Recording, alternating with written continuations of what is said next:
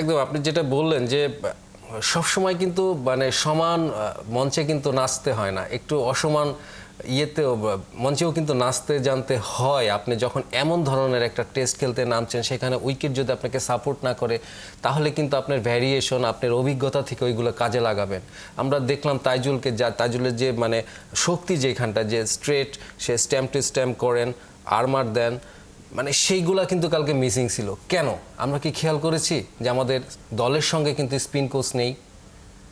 মুশতাক আহমেদ কিন্তু এই মুহূর্তে দলের সঙ্গে নেই। এমন একটা ভাইটাল টেস্ট চলছে, অথচ তিনি দলের সঙ্গে নেই। তিনি চলে গেছেন, বলে গেছেন যে ওয়ানডে সিরিজে ফিরবেন, অথচ আমরা কেউ কিন্তু এটার ব্যাখ্যা জানি না কেন। তাহলে এমন একটা সিচুয়েশনে তাকে যে গাইড করবে, তাকে যে একটা বলবে যে এইভাবে এইভাবে করতে পারো, এইভাবে ফিল্ড সেট আপ করতে পারো, সেটা কিন্তু নেই আমাদের।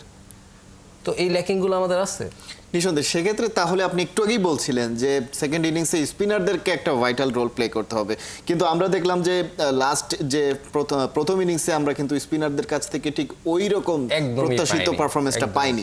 সেক্ষেত্রে বাংলাদেশের সেকেন্ড ইনিংসেও তো তাহলে বোলারদের জন্য অনেক বেশি চ্যালেঞ্জ। ওই যে বললাম যে মঞ্চটা, নাচার মঞ্চটা যদি তখন সমান হয়ে যায়, তখন হয়তো আমরা, মানে আমি যেটা বলতে চাচ্ছি যে গলের ভাগ্যের, গলের যেটা আমরা দেখতে পাই যে ফোর্থ ইনিংসে কিন্তু ওইটা উইকেটটা একটু লুজ হয়ে যায় এবং স্পিনার একটু টান পায়, সেই ক্ষেত্রে কিন্তু বাংলাদেশের সুবিধাটা, মানে আমরা তাইজুলের উপরে আমাদের নির্ভর করতে হবে। এবং আমরা এখানে মিরাজকে ভীষণভাবে মিস করছি।